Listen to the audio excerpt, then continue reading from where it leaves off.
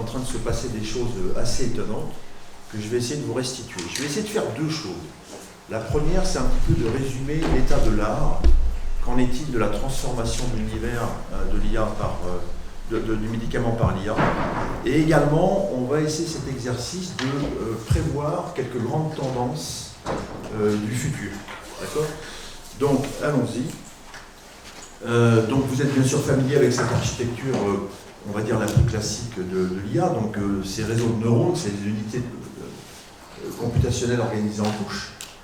Qui extrait par exemple ici de l'information progressive à partir d'une image.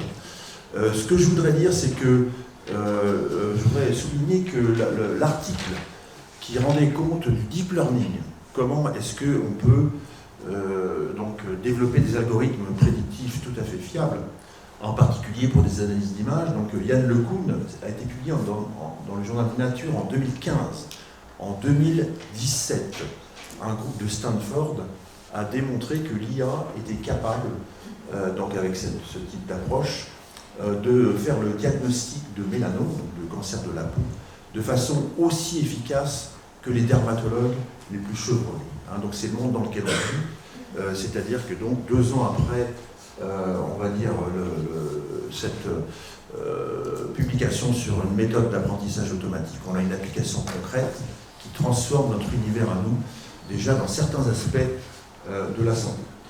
IA générative, novembre 2022, donc pour beaucoup de monde, ça a été vraiment la représentation concrète des potentialités de l'IA. Donc nous, ça nous intéresse également énormément dans le domaine de la santé. Et à cet égard, vous voyez ici qu'il y a eu un rapport qui a été publié par l'Académie nationale de médecine en mars 2024, donc c'est il y a 1 an. Pour ceux que ça intéresse, je vous encourage à aller le récupérer sur Internet. Pour faire court, donc, ce que nos collègues médecins donc, ont souligné, c'est qu'il y a clairement un intérêt de ces technologies pour le diagnostic, pour le développement également de nouveaux médicaments, pour améliorer le parcours de soins des patients, le fonctionnement des hôpitaux, et également donc, pour former les professionnels de santé. Et de fait, vous voyez donc la phrase du bas qui est la plus importante. La recommandation de nos collègues de l'Académie de médecine, c'est qu'il faut former non seulement tous les étudiants, mais tous les professionnels de santé à l'IA générative, car elle va avoir beaucoup de bénéfices à apporter donc, dans le domaine de la santé. Et il faut bien comprendre ses fonctionnalités, mais aussi ses limites. Il y a cette idée aussi de garder un esprit critique par rapport à ce que peut sortir l'IA, en particulier s'agissant de guider les décisions des experts humains. Pour l'anecdote, sachez que ChatGPT, par exemple, est très très apprécié par les patients. Pourquoi? Parce qu'ils trouvent que ChatGPT manifeste plus d'empathie à leur égard que beaucoup de médecins. Alors, bien sûr, vous avez compris, ChatGPT a 0 empathie, elle n'a pas d'émotion, elle ne pense pas, elle calcule. Mais néanmoins, ce qui est intéressant, c'est qu'elle manifeste quand même cette capacité. Pour moi, le point de rencontre, si j'ose dire, entre l'IA et le médicament, c'est la résolution de la crise de la Covid, la Covid-19. Décembre 2019, un nouveau coronavirus pathogène pour les humains donc, fait son apparition.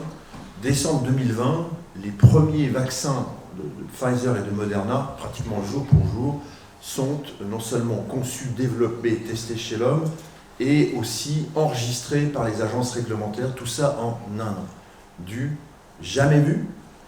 Classiquement, il faut 12 à 15 ans pour développer un nouveau médicament, quand ça se passe bien. Bien sûr, vous l'avez compris, dans des circonstances tout à fait particulières.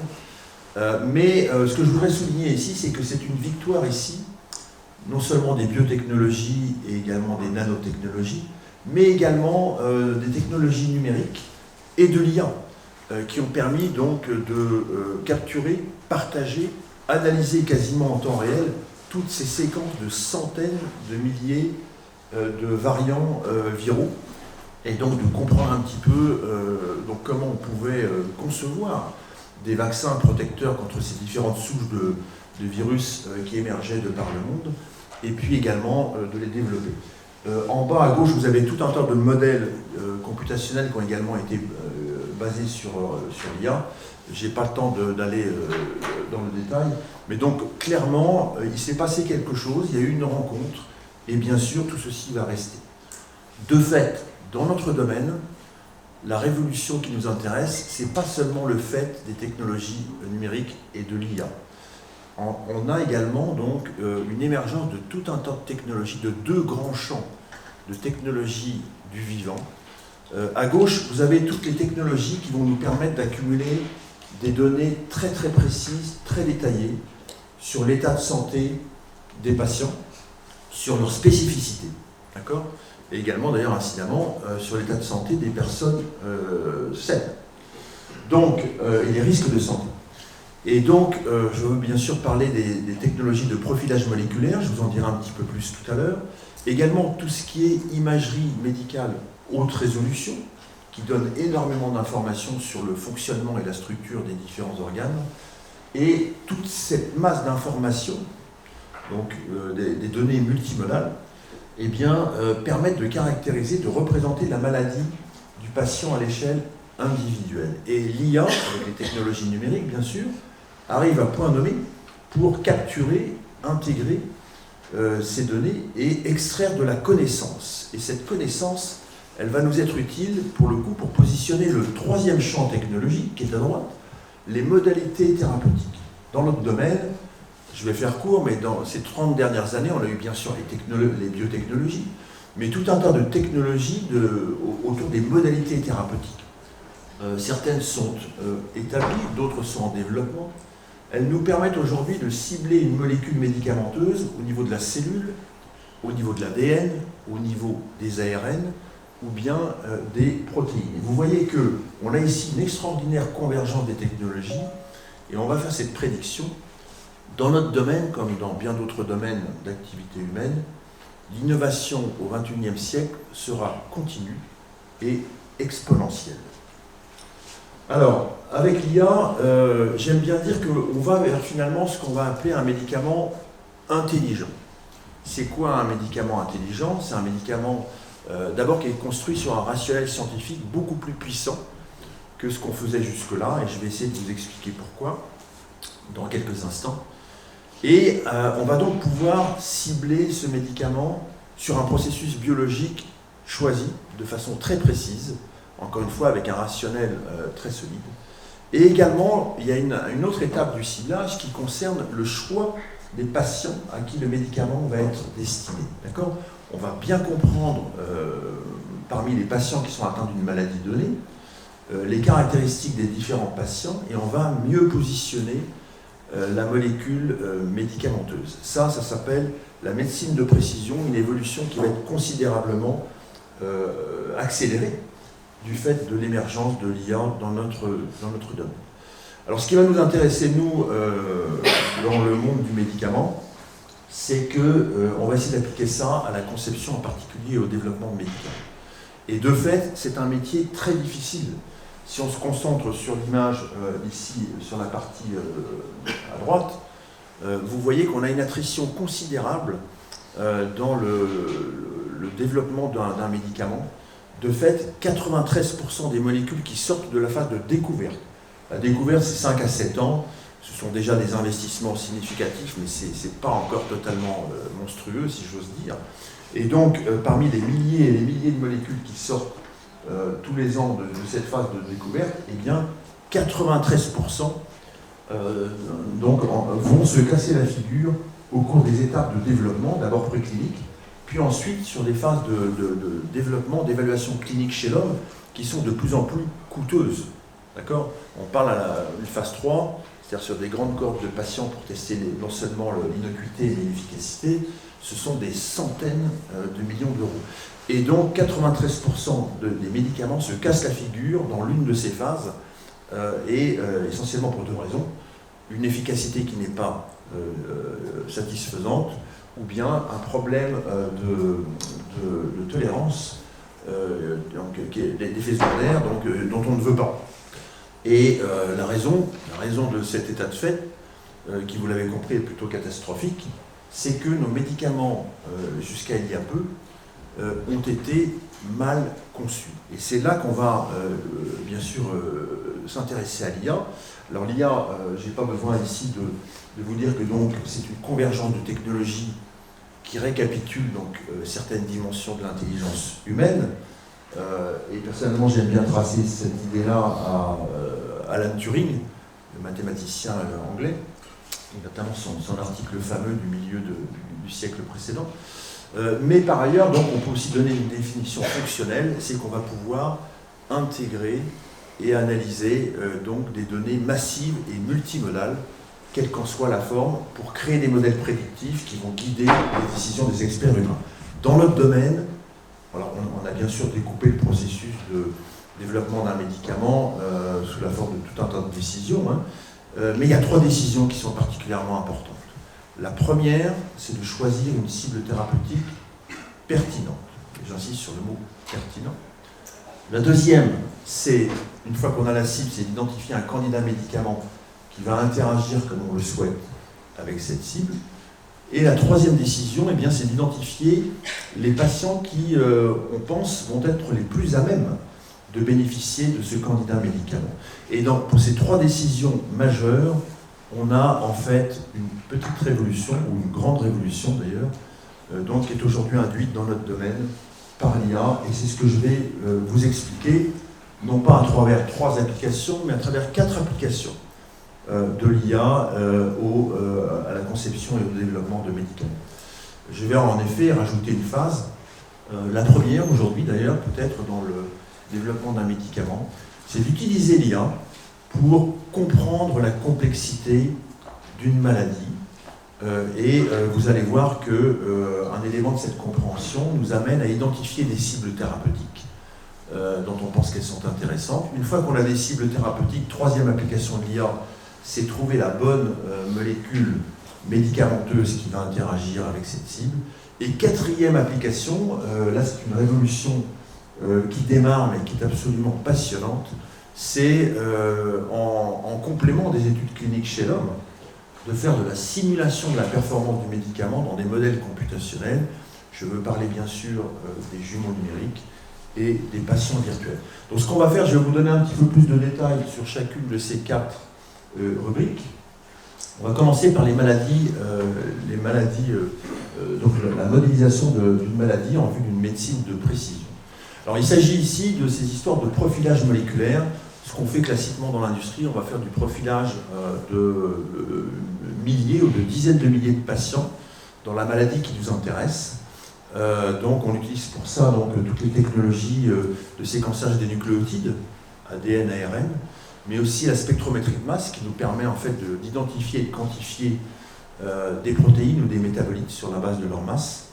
Et donc tout ceci, pour faire court, nous permet de caractériser la quasi-totalité des processus biologiques chez un individu humain. Et bien sûr, ce ne sont pas des technologies qu'on implémente aujourd'hui encore en routine, mais certainement, dans le cadre de nos études cliniques, c'est quelque chose qu'on fait assez couramment.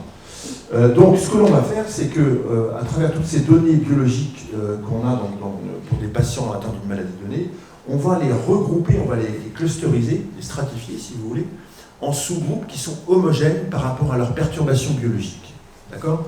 Donc nous, moi je travaille sur les maladies auto-immunes, et dans mon département, ce qu'on aimait faire, c'est on regroupait les patients, classiquement en 3 ou 4 groupes, sur la base de leur analyse transcriptomique dans le sang, donc l'analyse des 23 000 gènes du génome, une analyse quantitative dans le sang, et par ailleurs, on rajoutait toutes ces données de caractérisation ici, tout le reste, donc pour comprendre un peu ce qui se passait à l'intérieur de chacun de ces sous-groupes. Et ça, c'est l'essence de la médecine de précision, parce que si jusqu'à présent on donnait un même médicament aux patients atteints d'une maladie donnée, on va maintenant affiner un peu les traitements et les moduler selon les caractéristiques moléculaires comprises des patients. Incidemment, petit changement de paradigme majeur pour nous. Classiquement en médecine, on avait une classification des maladies sur une base clinique, les symptômes typiquement, et bien maintenant on fait en parallèle une classification moléculaire des maladies. Ça c'est très important Pourquoi? Parce qu'un médicament, avant de soigner un symptôme, ça agit sur un processus biologique. Donc on a une meilleure compréhension et représentation de l'hétérogénéité des patients. Et à l'intérieur de chacun de ces sous-groupes, eh bien, on a la liste des gènes qui sont perturbés par rapport à des contrôles sains. Classiquement, c'est plusieurs centaines, perturbés à la hausse ou à la baisse. Et on peut, avec certains algorithmes, on peut les regrouper fonctionnellement en pathways moléculaires qui sont impliqués dans telle ou telle fonction biologique. Donc ça, c'est... Mais ce niveau de connaissance ne suffit pas aujourd'hui à faire un médicament qui va aller au bout. Et donc, grâce à l'IA, ce que l'on va faire, c'est qu'on va dire pour chacun de ces gènes qui est perturbé, on va regarder, ou on va calculer plutôt en quoi son expression est corrélée avec l'expression à la hausse ou à la baisse de tous les autres gènes. Et donc, ce sont des analyses de network computing qui demandent donc une puissance de calcul assez conséquente, mais qui nous permettent ici de représenter la maladie sous la forme d'un système biologique perturbé. Ça, c'est comme ça que les immunologistes représentent la destruction des glandes salivaires dans une maladie auto-immune qu'on appelle la maladie de Sjögren. Donc c'est le système immunitaire qui détruit les glandes salivaires de ces patients. Et vous voyez que ça ressemble un petit peu à une carte de métro, si j'ose dire. Et ce qui va nous intéresser ici, c'est qu'on a donc des interactomes de gènes, on peut aussi faire ça avec des protéines, dans lesquels on identifie des grands perturbateurs. D'accord ? Ici, on a un gène qui contrôle à la baisse tout un tas d'autres gènes. On en a un autre ici qui va au contraire activer l'expression de tout un tas d'autres gènes. Et ce n'est pas du tout le paysage qu'on a quand on représente cet interactome chez le sujet sain.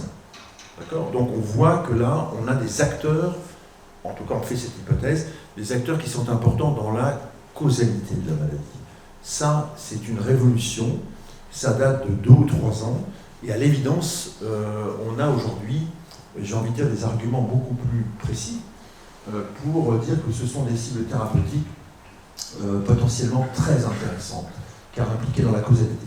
On peut aussi s'amuser, ce qu'on fait, à perturber computationnellement ces perturbateurs, si j'ose dire, à augmenter ou au contraire abaisser leur influence dans le network et qui représente la maladie, et voir en quoi le système évolue vers un interactome davantage proche de la situation chez le sujet. Alors, on a donc, ok, on a des cibles, on pense que donc on a des cibles plutôt pertinentes. Grâce à, classiquement, ce sont des protéines aussi. Grâce à AlphaFold, ce que l'on va faire, c'est qu'on peut prédire, à partir d'une simple séquence en acides aminés, la structure tridimensionnelle. Avec la version 3.0, c'est plutôt précis. On n'a donc pas besoin d'aller vers des approches physiques, cristallographie et diffraction des rayons X ou RMN, des choses comme ça, qui sont très efficaces mais assez lourdes. Et donc, on a cette information rapidement. À partir de là, on va donc cribler des banques de molécules chimiques et on va, pour ce faire, bien sûr utiliser, on continue à le faire dans l'industrie pharmaceutique, des plateformes robotisées pour cribler des dizaines de milliers de molécules. Mais aujourd'hui, on fait plutôt des criblages par ordinateur, donc avec des algorithmes de docking qui vont donc prédire que telle ou telle molécule chimique, en fonction de sa structure, eh bien, va se fixer à notre cible protéique. Okay ? Mais non seulement ça, et c'est là que ça devient particulièrement intéressant, c'est qu'on entraîne des réseaux neuronaux pour mettre en relation donc, des différentes structures chimiques avec des propriétés. Donc on va prédire jusqu'à 12 propriétés en même temps pour des molécules médicamenteuses. Non seulement la fixation à la cible, mais j'en ai mis quelques-unes ici, qui concernent la développabilité de la molécule. D'accord ? Et ça, c'est important pour nous. Donc, on fait ça dans un espace de molécules chimiques de 10 puissance 27. Des milliards de possibilités médicamenteuses. Vous l'avez compris là aussi, avec des molécules qui, pour la plupart, n'ont même pas encore été synthétisées. Et on va pouvoir sélectionner celle qui va interagir de façon optimale avec notre cible et avec tout un tas de propriétés. On pourra même faire dire à l'IA comment les chimistes doivent synthétiser ces molécules quand elles sont totalement nouvelles. Et les sociétés de deep tech qui sont spécialisées dans ces activités-là font même piloter les robots qui synthétisent les molécules par de l'IA. Donc c'est l'état de l'art aujourd'hui. On fait plus ou moins la même chose pour la prédiction des propriétés des anticorps monoclonaux, les médicaments biologiques. C'est un peu moins avancé, mais en tout cas, donc là aussi, il y a des choses encourageantes. Je passe maintenant donc, sur l'intérêt des jumeaux numériques pour prédire la performance des médicaments par ordinateur. Donc, jumeaux numériques, vous êtes familier avec ce concept, qu'on emprunte à l'industrie aéronautique, automobile. L'idée, c'est qu'on va représenter une réalité physique sous la forme d'un système de composants et leurs interactions. Et l'idée, c'est de comprendre comment on peut interagir avec le système. Nous, le système qui va nous intéresser, c'est une maladie. Et donc, on a aujourd'hui, très concrètement, des jumeaux numériques en santé qui sont en fait des représentations d'organes. Beaucoup construits à partir de données d'imagerie médicale. Qui vont par exemple représenter le fonctionnement, la structure et le fonctionnement d'un cœur humain comme une pompe, finalement. Et si vous changez quelques paramètres, vous allez avoir le cœur non pas d'un sujet sain, mais d'un sujet qui est victime d'une arythmie ou d'une insuffisance cardiaque. Et sachez que donc ces jumeaux numériques-là ont été utilisés aux États-Unis pour enregistrer des dispositifs médicaux, par exemple des pacemakers, des stents, et on peut aussi les coupler avec d'autres jumeaux numériques, d'ailleurs, de ces dispositifs médicaux, mais aussi de la procédure chirurgicale qui consiste à implanter, par exemple, une valve dans le cœur d'un patient défaillant à ce niveau-là. Alors, il y a une forme de jumeaux numériques qui nous intéresse tout particulièrement, ce sont les patients virtuels. Il faut savoir qu'une des limites de ces jumeaux numériques, c'est qu'ils sont beaucoup construits sur des données d'imagerie médicale. Et nous, on voudrait pouvoir, pour prédire l'efficacité des médicaments, que ces jumeaux numériques contiennent beaucoup de données biologiques, également quelques données cliniques. Donc un patient virtuel, ça n'est pas, comme l'image peut-être tend à le suggérer ici, un avatar numérique, mais c'est vraiment une collection, si j'ose dire, de données biologiques et de données cliniques. En fait, voilà deux strates de données.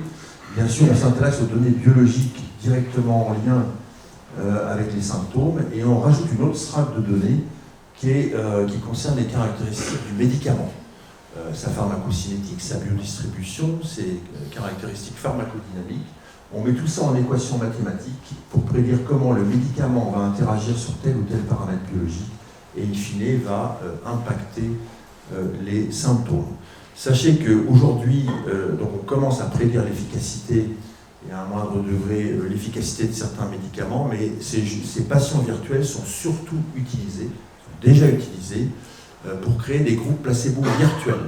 En complément des études cliniques, quand on veut minimiser le nombre de patients qui vont recevoir le placebo.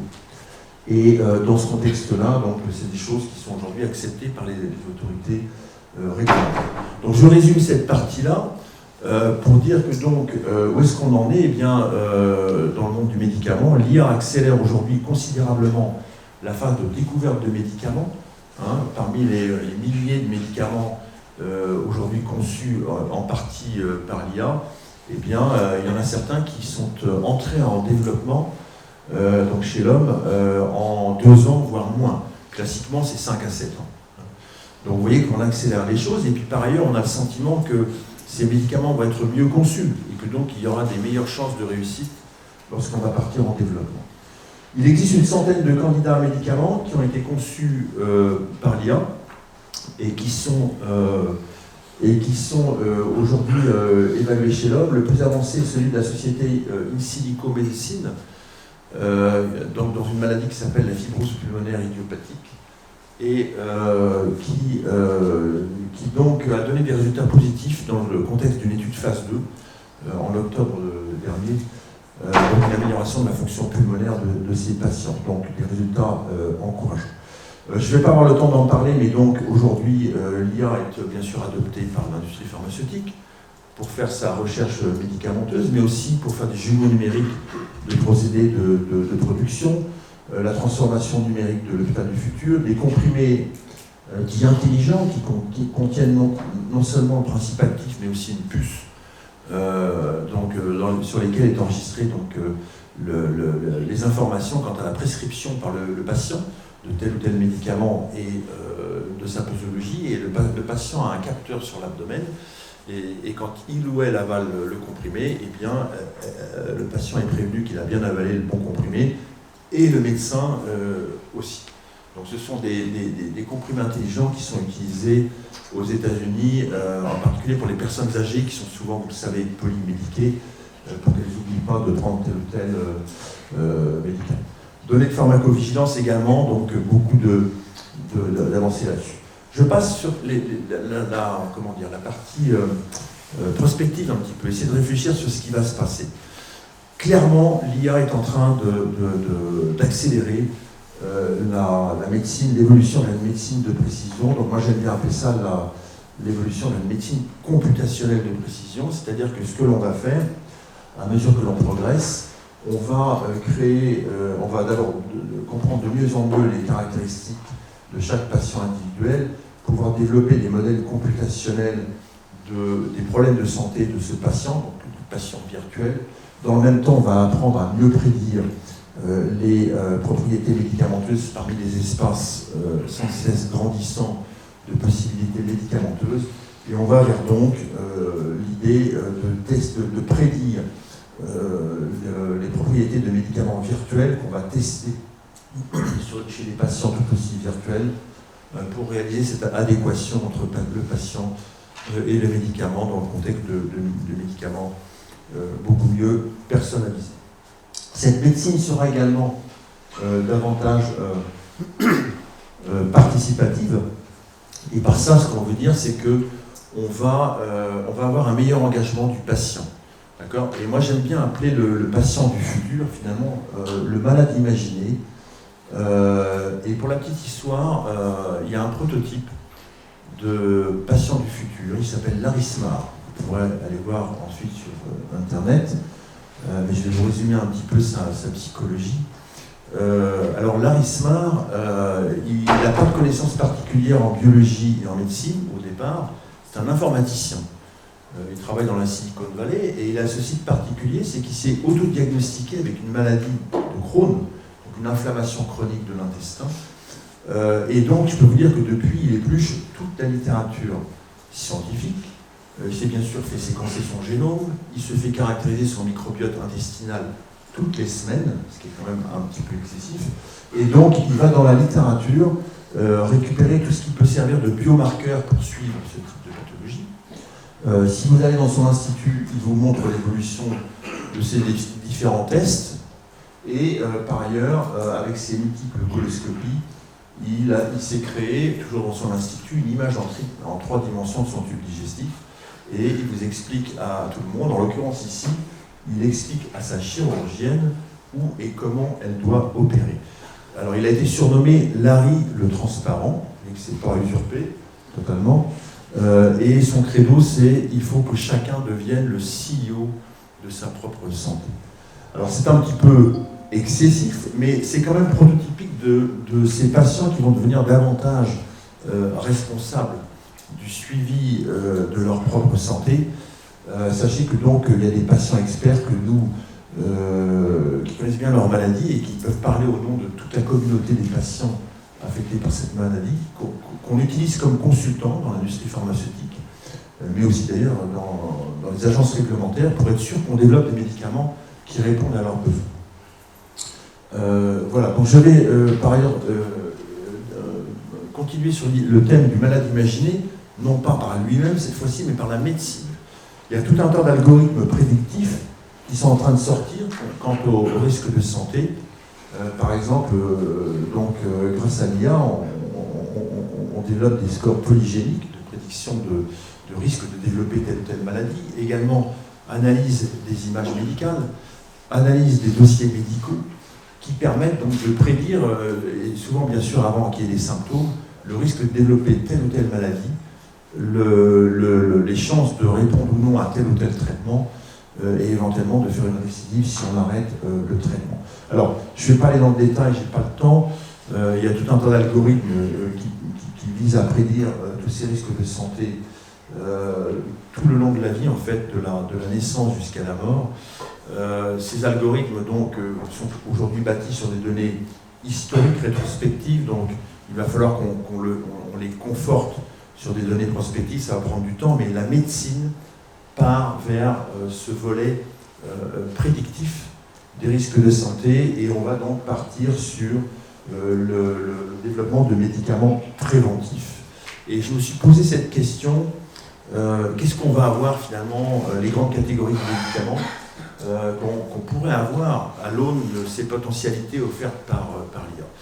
Et on peut bien sûr imaginer pas mal de rubriques, mais moi je dirais qu'il y a trois grandes catégories qui vont nous intéresser.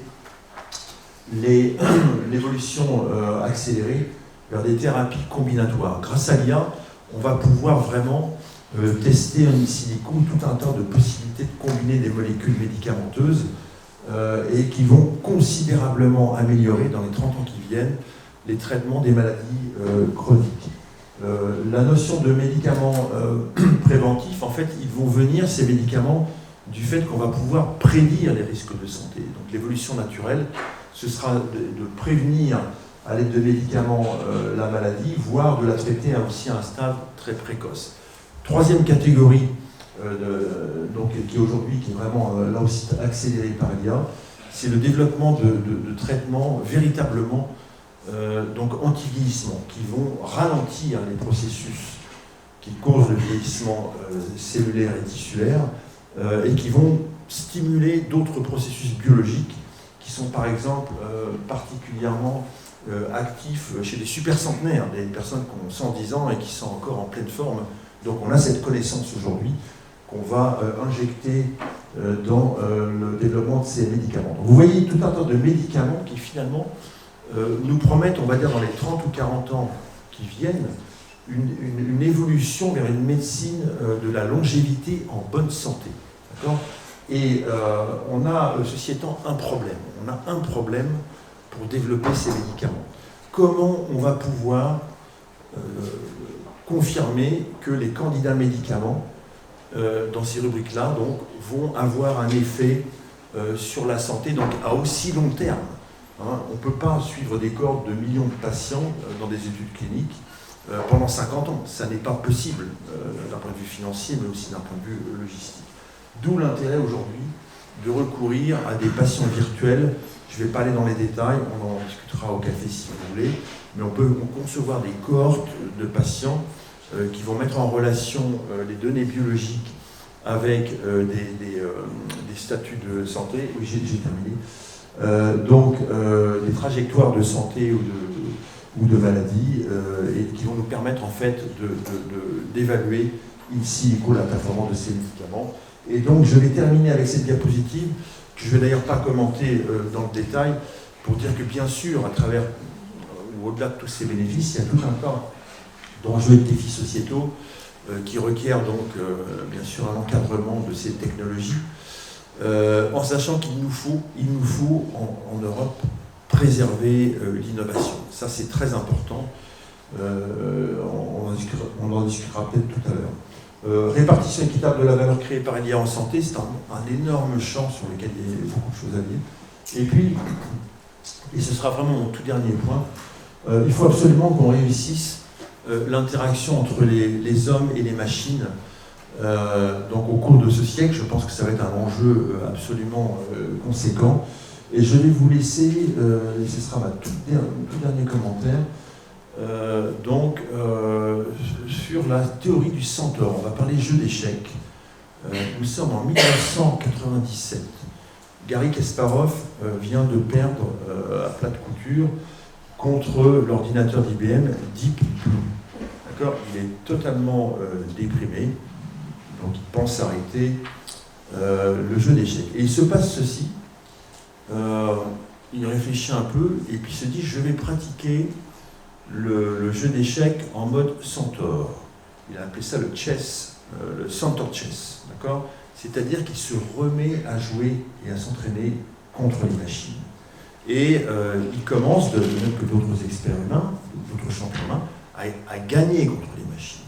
D'accord ? Et il a appelé ça la théorie du centaure. Centaure, animal mythique, mi-homme, mi-cheval. Ici, l'hybride qui nous intéresse, c'est homme-machine. Alors, la leçon de tout ça, c'est que finalement, d'abord, les intelligences machines, elles sont là avec nous. Il faut qu'on apprenne à interagir avec elles, à en tirer le bénéfice. Et on peut énormément apprendre de ces machines. Et bien sûr, la clé ici, c'est toute la partie formation, inculturation, sur lesquelles on aura peut-être l'occasion de discuter maintenant ou au cours du coffee break. Je vais m'arrêter là, je suis désolé, j'étais un petit peu long, et on va prendre, si on a le temps, quelques questions. Merci. Merci beaucoup.